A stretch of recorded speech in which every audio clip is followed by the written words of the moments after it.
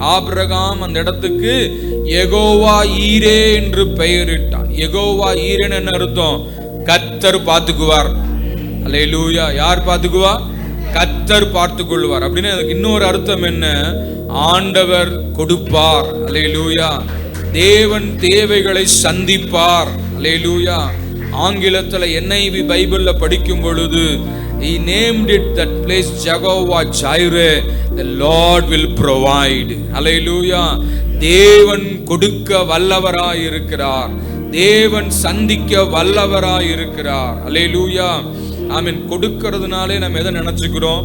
பணத்தை நினைச்சுக்கிறோம். ஆனா பணத்தை அல்ல, எல்லாவற்றையும் ஆண்டவர் கொடுக்கிறவர். பணத்தை மாத்திரம் அல்ல, சுகத்தை கொடுக்கிறவர் நம்முடைய ஆண்டவர். அல்லேலூயா. விடுதலை கொடுக்கிறவர் நம்முடைய ஆண்டவர். சமாதானத்தை கொடுக்கிறவர் ஆண்டவர். தொழிலை விருத்தியடைய செய்கிறவர் ஆண்டவர். வளர்ச்சியை கொடுக்கிறவர் தேவன். பரிசுத்தத்தை கொடுக்கிறவர் தேவன். இன்னும் கிருபைகளை கொடுக்கிறவர் கர்த்தர். வரங்களை கொடுக்கிறவர் கர்த்தர். ஆக he is source of everything. He is our provider. Hallelujah. Amen. Spiritually, materially, physically, financially, he will provide your needs. Hallelujah. Amen.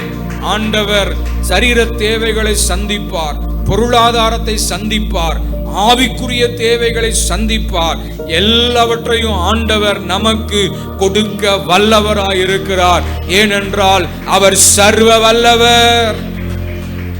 Hallelujah. He is God Almighty. Hallelujah.